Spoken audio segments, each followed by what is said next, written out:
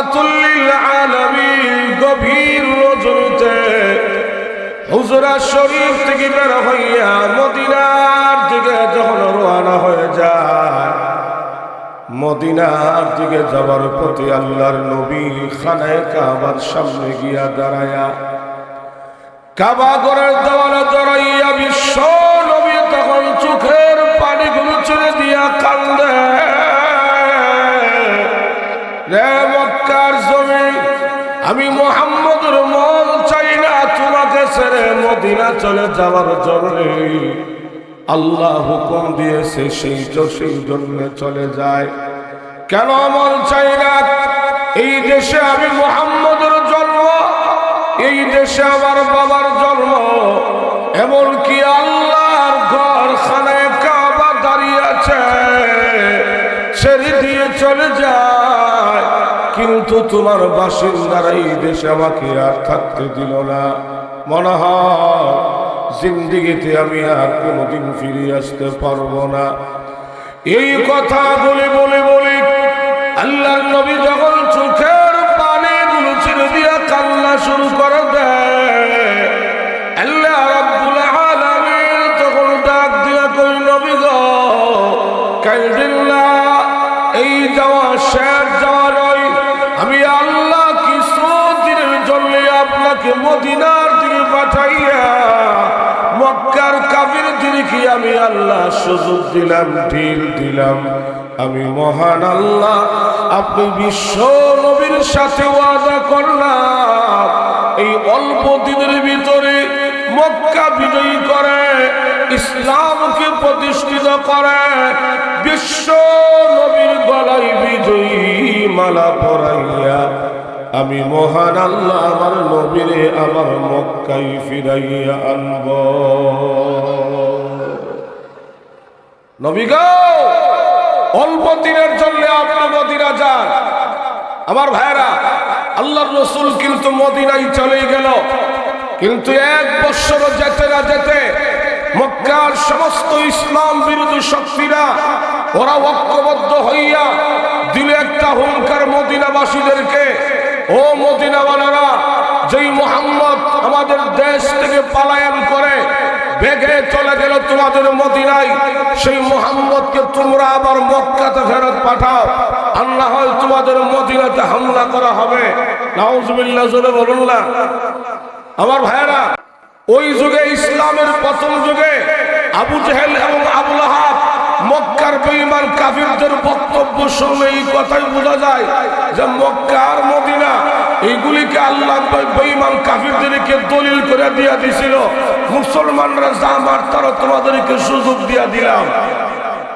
দেখেন না, দীর্ঘ 17 বছর অতিবাহিত আমরা করেছি, এমন নির্যাতনের জুলুম আর অত্যাচারের শিকার আমরা হয়েছি। এত বোঝা গেছে, মনে হচ্ছিল যেন এই বাংলাদেশকে তাদেরকে আল্লাহ দলিল করে দিয়া দিছিল।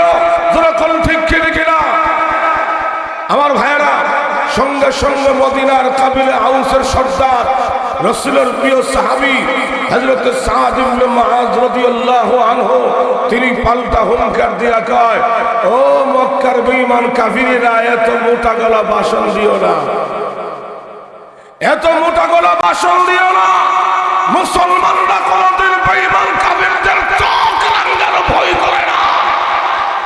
যখন ঠিক কিনা তিনি বলে, আমরা মদিনাওয়ালারা, আমরা মদিনাবাসীরা আল্লাহর রাসূলকে জেলে শুনে মদিনায় জায়গা দিয়েছি। সুতরাং আল্লাহর রাসূল যদি নিজের ইচ্ছাতে মক্কায় না যায়, আর কোনদিন রাসূলকে মক্কায় ফেরত দেওয়া হবে না। মক্কার কাফিররা কই, ঠিক আছে, যদি ফেরত না দাও তাহলে পারলে তোমরা আমাদের হামলা সামাল দিও।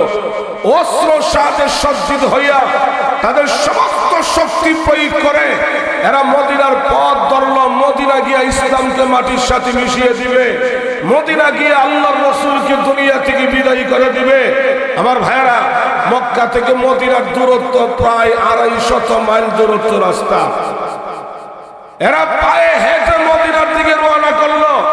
মদিনা যাওয়ার পথে কাবা ঘরের দেওয়ালের সাথে এদের পেট আর পিঠ বসাইয়া ওয়াদা করে, মদিনা গিয়ে আমরা মুসলমানদেরকে শেষ করে দিব, মদিনা গিয়ে আমরা মুহাম্মদকে দুনিয়া থেকে বিদায় করে দিব।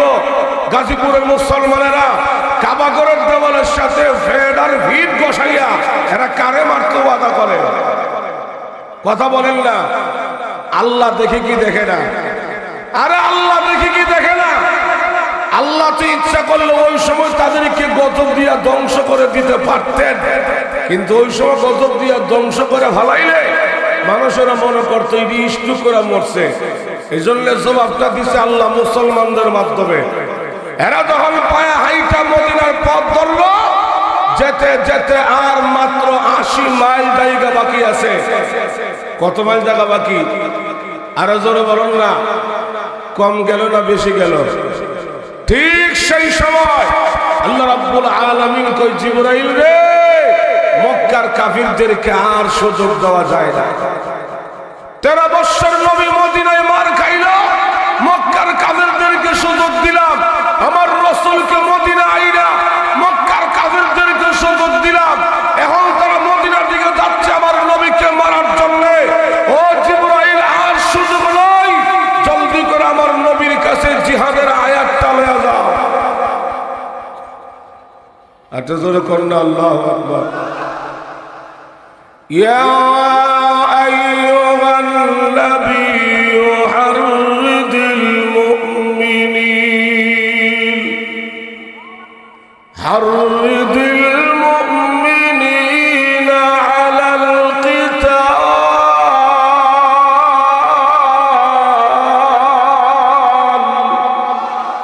আল্লাহ রাব্বুল আলামিন বলে, ও নবী, মুসলমানদেরকে সাহস দিন, মুসলমানদেরকে পরামর্শ দিন বেঈমান কাফিরদের বিরুদ্ধে জিহাদ করার জন্য। সুবহানাল্লাহ, জোরে বলুন না। জিহাদের আয়াত যখন নাজিল হয়ে গেল, আল্লাহর অর্ডার হইল যে সমস্ত বেঈমান কাফিররা মদিনার পথ ধরছে, মদিনা গিয়ে আমার রাসূলকে মেরে ফেলবে। একটা বেঈমান কাফের জন্য কল্লা লইয়া মক্কায় না ফিরতে পারে, সব মাথা কাইটা রেখে দিবে। জিহাদের আয়াত যখন নাজিল হয়ে গেল, হুজুর সাল্লাল্লাহু আলাইহি ওয়াসাল্লাম সমস্ত সাহাবায়ে কেরামদেরকে নিয়ে একটা পরামর্শ বসলেন, এই মুহূর্তে কি করা যায়। আল্লাহর রাসূল বলে, সাহাবীরা, একদিকে আমাদের মুসলমানদের সংখ্যা কম, অন্যদিকে কাফেরদের সংখ্যা বেশি, আমরা নিরস্ত্র, ওরা হলো অস্ত্রওয়ালা, কি করা যায় তোমরা পরামর্শ দাও। যখন নবীজি সাহাবীদের সামনে চাইল পরামর্শ, আপনারা কি বলেন? মুনাফিক তো আগেও ছিল। মানুষটি কথা কয় না, নাকি আজকে নতুন ওই না আগেও মুনাফিক ছিল? মুনাফিকরা আগে দাঁড়াইছে, এরা দাঁড়া বলে, ইয়া রাসূলুল্লাহ, আমাদের যুক্তি আর পরামর্শ হইল, যেহেতু আমাদের মুসলমানদের সংখ্যা কম, কাফেরদের সংখ্যা বেশি, আমরা নিরস্ত্র, ওরা হলো অস্ত্রওয়ালা, সুতরাং তাদের সাথে জিহাদ করিয়া মার খাইয়া মরা মানে আত্মহত্যা করা, আর আত্মহত্যা করা আমাদের ধর্মে মহাপাপ। চলন জিহাদের দরকার নাই, আমরা যার যার করে পয়সা করে দরজা লাগাইয়া লা ইলাহা ইল্লা আনতা সুবহানাকা ইন্নী কুনতু মিনাজ জালিমিন, এই মুসলিম তো দোয়া পড়া শুরু করে দেই। আল্লাহর রাসূল তখন মুস্কি মুস্কি হাসে আর মনে মনে কয়, হে দেখি মুনাফিক। আটা জোরে গন্ডা। কিন্তু এই মজলিসে যারা ছিল নবীর খাঁটি সাহাবী, এদের মধ্যে অন্যতম মদিনার কাবিলা আউসের সর্দার হযরত সাদ ইবনে মুআজ রাদিয়াল্লাহু আনহু, তিনি লাফ দিয়ে দাঁড়ায় গেল। তিনি বলে, ইয়া রাসূলুল্লাহ, আমরা মুসলমানদের সংখ্যা কম থাকতে পারি, আমরা মুসলমানরা নিরস্ত্র হতে পারি, কিন্তু নবী গো, আমাদের এই দেহে জান তো আছে। আল্লাহর নবী, ইয়া রাসূলুল্লাহ, ইয়া হাবিবাল্লাহ, নবী গো, আল্লাহ রাব্বুল আলামিন আপনাকে পারমিশন দিয়েছে কোরআনের আয়াতের মাধ্যমে বেঈমান কাফিরদের বিরুদ্ধে জিহাদ করার জন্য। ওগো নবীজি, দেরি করবেন না, অনুমতি দেন, পারমিশন দেন। ওগো আল্লাহর নবী, যুদ্ধের ময়দানে আল্লাহর নবীকে সামনে রাখে, নবীর সামনে পিছিয়ে ডাইনি ভাবে চতুর্দিক থেকে আমরা মুসলমানেরা বেঈমান কাফিরদের বিরুদ্ধে লড়াই করব। আল্লাহর কসম করে বলি, পরিমাণ রক্ত থাকতে আল্লাহর নবীকে জিহাদের ময়দানে রেখে আমরা সাহাবীরা 1 ইঞ্চিও পিছপা হব না। অনুমতি দেন। সাহাবীদের এই আবেগপূর্ণ বক্তব্য শুনে আল্লাহর রাসূল সাল্লাল্লাহু আলাইহি ওয়াসাল্লাম অত্যন্ত খুশি হয়ে বলে, সাহাবীরা তাই যদি হয় তাহলে তোমরা জিহাদ করবে কোন সিস্টেমে? সিস্টেমটা আগে বাতাও। অনেক সময় দেখবেন তো ঝগড়া শুরু হয়ে গেলে ঝগড়া করার সিস্টেম না জানলে কিন্তু ভিড়া খাইয়া আসল লাগে। যারা কোন ঠিক না? সাহাবীদের মধ্যে একজন মুরব্বী সাহাবী ছিল, ওনার নামটা হলো হযরত সালমান ফারসি রাদিয়াল্লাহু আনহু। তিনি ইসলাম ধর্ম গ্রহণ করার সময় এই সাহাবীর বয়স ছিল 120, ইন্তেকালের সময় সাহাবীর বয়স ছিল 350। আট জোরে বলুন না। এই মুরব্বী সাহাবী ডাক দিয়ে কই, ইয়া রাসূলুল্লাহ, আমার একটা যুক্তি আর পরামর্শ হইল, মক্কার বেঈমান কাফেররা যে রাস্তা দিয়া ঢুকবে মদিনায়, অর্থাৎ মদিনার সীমান্ত এলাকায়, মদিনার বর্ডার এলাকায় আমরা লম্বা করে একটা খাল করে ফেলি, যাতে করে মক্কার বেঈমান কাফেররা এই খালটা পার হইয়া আমাদের মদিনার ভিতরে ঢুইকা আমরা মুসলমানদেরকে আক্রমণ করতে না পারে। হুজুর সাল্লাল্লাহু আলাইহি ওয়াসাল্লাম এই মুরব্বী সাহাবীর পরামর্শে নবী সিদ্ধান্ত রায় দিয়া দিল, ঠিক আছে খাল খনন করো। কিন্তু খালটা কতটুকু লম্বা? 4 মাইল লম্বা, 10 হাত গভীর, 15 হাত প্রশস্ত। দর্জন করে সাহাবী গ্রুপ বানায় দেওয়া হলো। এমনকি এক গ্রুপে আল্লাহর নবীর নামও লেখা হয়ে গেছে। আল্লাহর রাসূল বলে, আমার নামটা আগে লেখো, আমি নিজেও মাটি কাটার কাজে অংশগ্রহণ করব। সাহাবাই কেরাম কেমন একটা বিপদের সম্মুখীন। ওইদিকে সাহাবীদের বাড়িতে বউ বাচ্চার ইজ্জতের গ্যারান্টি নাই, বাড়ি ঘর নিরাপত্তার গ্যারান্টি নাই, গাছের মধ্যে বাগানে মৌসুমী ফল, খেজুর পাকা, খেজুর পাড়ার পুরা মৌসুম, এই সবগুলি রাইকা গেল সীমান্তে মাটি কাটার জন্য। আল্লাহ, ওই দেশের মাটি তো গাজীপুরের মতো এত নরম মাটি না। আট জোরে কন্যা, মাটির নিচে শুধু পাথর আর পাথর। সাহাবাই কেরাম পেটের খিদায় দুর্বল হয়ে গেছে। এমনকি আল্লাহর রাসূল যখন মাটি কাটার জন্য গর্তের ভিতরে নামতেন, ধুলাবালুর কারণে রাসূলকে পর্যন্ত চিনা যাইত না। কিন্তু আসল গণনা হইল, যেই সাহাবী পরামর্শ দিয়েছিল, মুরব্বী সাহাবী সালমান ফারসি রাদিয়াল্লাহু আনহু, ইয়া রাসূলুল্লাহ, আমরা খাল খনন করে ফেলি। এই সাহাবীর 10 হাত বন্দুকের ভিতরে, রাসূলের দাগের আওতার ভিতরে এত বিশাল একটা পাথর পইরা গেল, যে পাথরটা ভাঙা সম্ভব না, এ হাত থেকে তুইলা দূরে নিয়ে সরানিও সম্ভব না। গেল সংবাদ আল্লাহর নবীর কাছে, ইয়া রাসূলুল্লাহ, এখন পাথর কি করব? আল্লাহর রাসূল তখন নিজে গর্তের ভিতরে নাইমা কুদাল্লা হাতে লইয়া, কুদালে উল্টা পিঠ দিয়া নারে তাকবীর আল্লাহু আকবার স্লোগান দিয়া এমন জোরে একটা আঘাত করলো পাথরটির গায়ে। সঙ্গে সঙ্গে পাথরটা দুইটা টুকরা হয়ে গেল এবং তার মধ্যে আগুন জ্বলে উঠলো। সুবহানাল্লাহ, জোরে বলুন না। সাহাবীরা বলে, ইয়া রাসূলুল্লাহ, আলহামদুলিল্লাহ কেন বললেন? এটা তো বুঝলাম ঠিক, কিন্তু আপনি মুস্কি হাসি দিলেন কেন? ইয়া রাসূলুল্লাহ, আপনি মুস্কি হাসি দেওয়ার কারণটা কি? আল্লাহর রাসূল বলে, সাহাবীরা, তোমরা তো আসল রহস্য জানো না। আসল রহস্য হলো, আমি যখন পাথরে আঘাত করলাম, এটা টুকরা হয়েছে ঠিক, তার মধ্যে আগুন জ্বলে উঠছে। এই আগুনের ফোকাসের মধ্যে মহান আল্লাহ তার কুদরতি সিস্টেমে আমার চোখের সামনে ওই যে রোম আর পারস্য, এই দুইটা রাষ্ট্রের সকল রাজপ্রাসাদ, তাদের দেশের রাজধানী সহ সবগুলি আমার আল্লাহ আমার চোখের সামনে তুলে ধরছে। আর জিবরাইল আমার কানে কানে বলে গেছে, ইয়া রাসূলুল্লাহ, আপনি ভয় পাইছেন? ওগো আল্লাহর নবী, আপনি ঘাবড়ায় গেছেন। মক্কার কাফেররা আসতেছে, এই দেশ থেকে ইসলামকে বিদায় করে দিবে, এই দেশ থেকে আপনাদেরকে বিদায় করে দিবে। ইয়া রাসূলুল্লাহ, এরা আপনাদেরকে বিদায় করবে দূরের কথা, ওই যে রোম আর পারস্য দেখা যায়, এই দুইটা রাষ্ট্র অল্প দিনের ভিতরে আপনার উম্মতের দখলে চলে আসবে।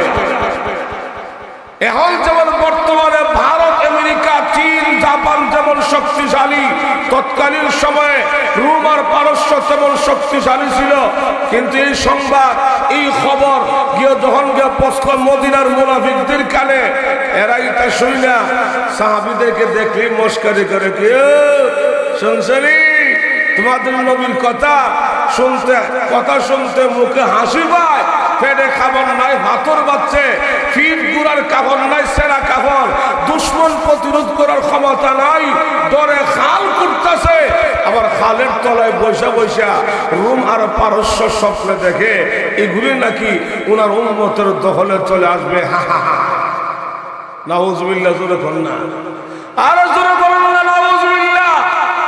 এখন যদি আমি আপনাদের সামনে বসে একটা বাস্তবাস করে যাই, সেই বাস্তবাসটা হলো আজকে সারা বিশ্বে মুসলমানরা নির্যাতিত, সারা দুনিয়াতে মুসলমান লাঞ্ছিত, কিন্তু সেই দিন বেশি দূরে নয়, এই বাংলাদেশ সহ ভারত, আমেরিকা, চীন, জাপান সহ সারা বিশ্বে ইসলাম প্রতিষ্ঠিত হবে, মুসলমানরা রাজ কায়েম করবে ইনশাআল্লাহ। যখন ঠিক ছেড়ে কিনা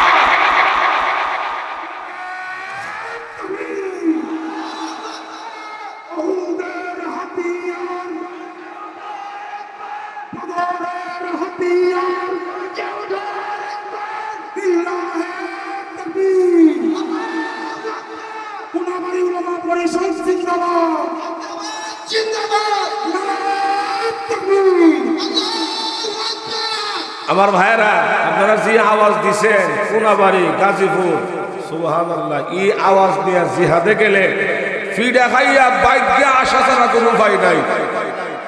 আরে মুসলমানের অস্ত্র হলো নারে তাকবীর, আল্লাহু আকবার, যারা বলেন ঠিক কিনা। এখন যে বাংলাদেশের মুসলমান পাশের লাঠি হাতে লইয়া মাথার পাগড়ি কোমরে বেঁধে নারে তাকবীর, আল্লাহু আকবার স্লোগান দেয়, নাস্তিকরা বাংলাদেশ থেকে ভাগতে বাধ্য হয়ে যাবে। যারা বলেন ঠিক কিনা।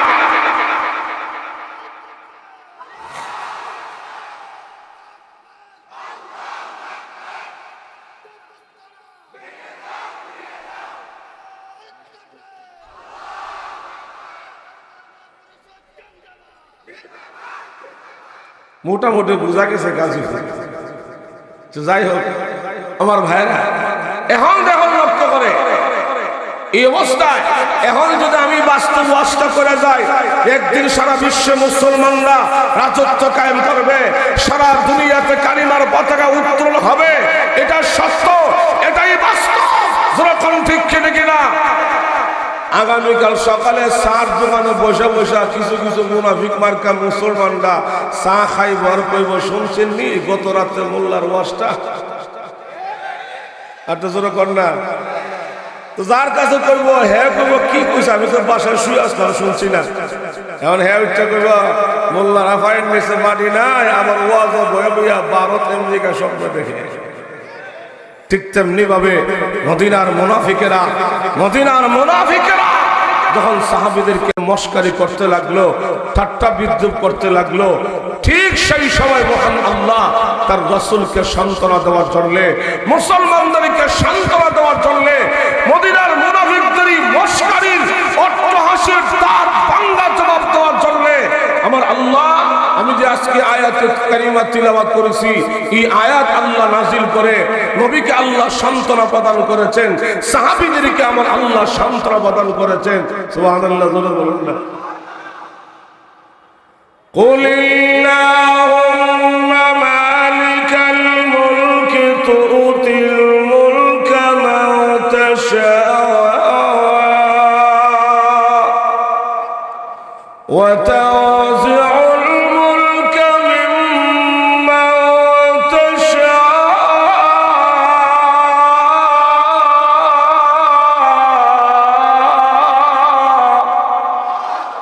আল্লাহ রাব্বুল আলামিন বলেন, কুল, ওগো নবীজি আপনি মুনাফিকদেরকে জানাইয়া দেন, আল্লাহুম্মা মালিকাল মুলক, আয় আল্লাহ তুমি আল্লাহ হলে সর্বভৌমত্বের মালিক। আপনারা কি বলেন? এই আসমানের মালিককে, জমিনের মালিককে, চন্দ্র সূর্যের মালিককে। তুতিল মুলকা মান তাশা,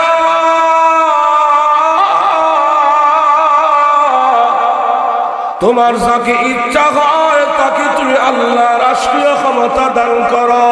ওয়া তানজিউল মুলকা মিম্মান তাশা, তোমার যাকে ইচ্ছা না হয় তার কাছ থেকে তুমি আল্লাহ রাষ্ট্রীয় ক্ষমতা ছিনাইয়া আনো। ক্ষমতা দেওয়া এবং নেওয়া, এই পাওয়ার, এই শক্তি একমাত্র কার হাতে? আরো জোরে বললা কার হাতে? কিন্তু আল্লাহ এমন একজন কারিগর যাকে আল্লাহ ক্ষমতা দেয়, যাকে আমার আল্লাহ রাষ্ট্রীয় ক্ষমতা দান করে, দেশের জনগণের মাধ্যমে জনগণের দিলটা তার দিকে ঘুরাইয়া বেশি করে সিল মারাইয়া, সিল মারো ভাই সিল মারো, অমুক বারাকা সিল মারো। জনগণ ঠিক নেই? আরে জোরে বলো না। এমন একটা সময় আমরা অতিবাহিত করেছি, সিল দেওয়ার লাগছে না এমনি ভাই। আরে জোরে কার বাংলাদেশে এমন নির্বাচন আমরা দেখেছি, সারাদিন ভোট কেন্দ্রে কুত্তা বিলাই ঘুমাইছে। আর সন্ধ্যার সময় হলুদ মিডিয়ারা সংবাদ প্রচার করছে শান্তি সুষ্ঠুভাবে নির্বাচন সম্পন্ন হয়েছে, তার মানে কুত্তা গিয়া ভোট দিছে।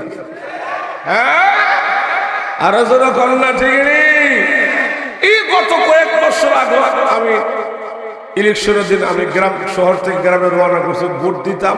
আমার ভাই আমার ফোন দেখো, তুই আইস না, ভোট আরেকবার দিয়ে লাগছে। কিন্তু আল্লাহ এমন একজন কারিগর যাকে আল্লাহ ক্ষমতা দেয়, যাকে আল্লাহ রাষ্ট্রীয় ক্ষমতা দান করে, দেশের জনগণের মাধ্যমে জনগণের দিলটা তার দিকে ঘুরাইয়া বেশি করে সিল মারাইয়া, সিল মারো ভাই সিল মারো, অমুক বারাকা সিল মারো, বেশি করে সিল মারাইয়া ফুলের মালা ভরাইয়া আল্লাহ মানুষকে রাষ্ট্রীয় ক্ষমতা দান করে। যেরকম ঠিক কিনা? আরো যেরকম কেউ তো ক্ষমতা পাইয়া জুলুম যদি কেউ করে, মানুষের অধিকার যদি কেউ নষ্ট করে ফেলে, দেশের মাটির সাথে গাদ্দারি আর বেঈমানি করলে আল্লাহ তখন তাকে নামাইয়া আনে। কিন্তু এমনে না, ওই জনগণের মাধ্যমে জুতা দিয়া ভিড়াইয়া। আরে জোরে কান, আরে জুতার বাড়ি আর জুতার মালা আজকে নতুন না পুরান। কথা কই না রে, রান্না খাবার তো খাইয়া যেতে পারছে না। আল্লাহর কি দিলার, হ্যাঁ, রান্না খাবারটা খাইয়া যাইতে পারছে না। যখন ঠিক ছেড়ে কিনা, এটা হলে একমাত্র দেশের তাওহীদের জনতা আর মুসলিম আলেমদের চোখের পানির বদদুয়া। যারা বলেন ঠিক ছেড়ে কিনা? আমার ভাইয়েরা, এবার যখন লক্ষ্য করে জুতার বাড়ি আর জুতার বেলা আজকে নতুন না পুরান? আরো জোরে কন, ফেরাউনের বাড়িছে না, নমরুদের বাড়িছে না? এটা তো হাজার হাজার বছর আগের কথা। বর্তমান কাছের কথাটা কয়ে নাই। বুশের নাম শুনতো আপনারা? আর বুশের নাম শুনছিলেন তো? আল্লাহ দিছিল ক্ষমতা, আমেরিকার ক্ষমতা, কিন্তু ক্ষমতার অভাব ব্যবহার করে ইরাকের মুসলমানদের রক্তের সাথে গাদ্দারি করার কারণে আফগানিস্তানের মুসলিম মা-বোনদের ইজ্জতকে লুণ্ঠন করার কারণে আল্লাহ দেখা দিয়েছে ক্ষমতার শেষ বেলায় ইরাকের জমিনে সাংবাদিকের জুতাপনা করে আল্লাহ পরস্পর ক্ষমতাচ্যুত করেছে। যারা কোন ঠিক ছেড়ে কিনা? আর যারা কোন ঠিক কিনা? মনাসিনী সাহাবীরা যে খাল করতেছে না, ভুলে গেছেন আপনারা? আরে সাহাবীরা যে খাল করতেছে ভুলে গেছেন গা? সাহাবায়ে কেরাম খাল করার কাজটা সম্পূর্ণ হইতে না হইতে মক্কার কাফেররা আইসা এই খালের গুড়াই অবস্থান দিল। দোনো দিকে উত্তপ্ত লড়াই, আল্লাহর রাসূল এবং সাহাবায়ে কেরাম পেরেশান হয়ে গেল। কি করে এই যুদ্ধে ইসলামকে জিন্দা করা যায়। আমার ভাইরা, কাফেরদের মধ্যে একটা কাফির ছিল বড় যোদ্ধা, বড় বাহাদুর, যার নামটা হলো আমির ইবনে আব্দুহুদ। যে এমন বড় যোদ্ধা বাহাদুর ছিল যে নিজেই একা 1000 লোকের সাথে মোকাবেলা করতে পারে। সে একটা ঘোড়ার মধ্যে সওয়ার হইয়া সাহাবীরা যে খাল খনন করলো তাদেরকে প্রতিরোধ করার জন্য 1 লাখ দিয়া খাল পার হইয়া মুসলমানদের বেরির ভিতরে ঢুইকা কয়, কোথায় মুসলমানেরা, তোমাদের নবী তোমাদেরকে ওয়াজ করেছে তোমরা নাকি যুদ্ধে মারা গেলে শহীদ হও, আর শহীদ হয়ে গেলে জান্নাতে যাও। তো জান্নাতে কে কে যাইবা আমার তলোয়ারের সামনে? নাউজুবিল্লাহ বাদ দিয়ে কেন? হ্যাঁ, তার উস্কানিমূলক বক্তব্য শুনে উপস্থিত সাহাবীরা যারা ছিল ওই মজলিসে, এদেরকে লক্ষ্য করে আল্লাহর রাসূল বলে, সাহাবীরা তোমাদের মধ্যে কোন বীর শ্রেষ্ঠ পালোয়ান আছো, এই দুষ্ট কাফের আমির ইবনে আব্দুহুদকে খতম করতে পারবা? এই কথাটা বলা সাথে সাথে মাত্র 21 বছরের যুবক হযরত আলী রাদিয়াল্লাহু আনহু লাফ দিয়ে দাঁড়ায় গেল। আর একটু জোরে বলুন না। হুজুর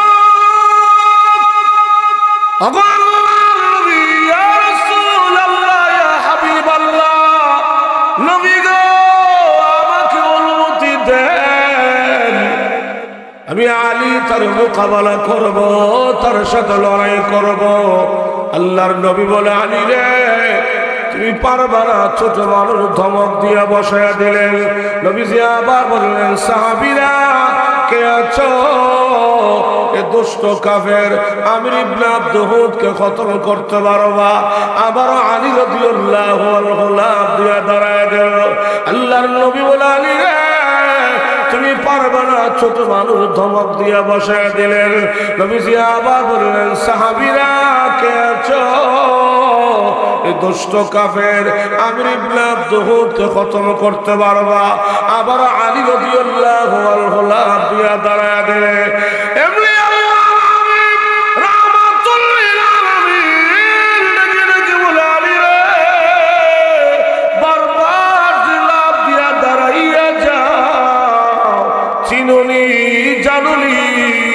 সে কোন বাহাদুর আমির ইবনে আব্দুহুদ তার নাম, যিনি একা 1000 লোকের সাথে মোকাবেলা করতে পারে। আলী রে তুমি আলী কি তার সাথে পারবা নাকি?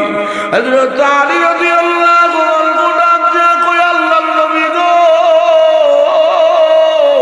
আল্লাহ রাব্বুল আলামিনের রহমত যদি আমি আলীর উপরে থাকে, আপনি নবী যদি আমার জন্য দোয়া করেন গো নবীজি, আমির ইবনে আব্দুহুদকে ধ্বংস করার জন্য, আমিরকে দুনিয়া থেকে বিদায় করে দেওয়ার জন্য 1000 সৈন্যের দরকার হবে না।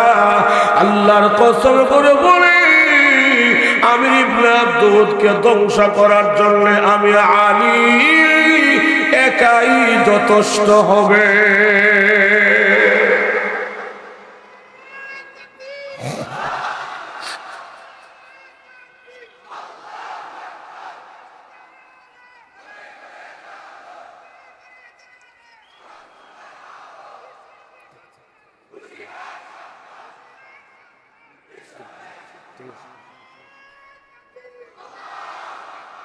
আল্লাহর নবী বলে, আলী যাও, অনুমতি দিয়েছি, তলোয়ার দিলাম, সাথে করে লয়ে যাও। হযরত আলী রাদিয়াল্লাহু আনহু যুদ্ধের ঢাল আর তলোয়ার লইয়া, এক যুদ্ধের পোশাক লাগাইয়া, একটা ঘোড়ার মধ্যে সওয়ার হইয়া রওনা হয়ে গেল আমির ইবনে আব্দুহুদের দিকে। আর ওই দিকে আল্লাহর হাবিব রাহমাতুল লিল আলামিন ডাক দিয়া কই, প্রভু আল্লাহ আমার আলী কি আমি নবী তোমার কাছে আমানতে ছেড়ে দিলাম। এত জোরে বলুন না। হযরত আলী রাদিয়াল্লাহু আনহু আমির ইবনে আব্দুহুদের সামনে গিয়া দাঁড়াইয়া ডাক দিয়া কই, আমির রে, ডাকছিলে মুসলমানদেরকে তোর সাথে লড়াই করার জন্য, মুসলমানদের পক্ষ হইয়া আমি আলী এসেছি, রেডি হও, এখন তোমার সাথে আমার লড়াই হবে। আমির ইবনে আব্দুহুদ তখন ডাক দিয়া কয়, আলী রে, বাড়ি হলো মক্কায়, ফলায়ন কইরাইছো তুমি মদিনায়, তোমার বাড়িও মক্কায়, আমার বাড়িও মক্কায়, তুমি আমার দেশের মানুষ, তুমি নও।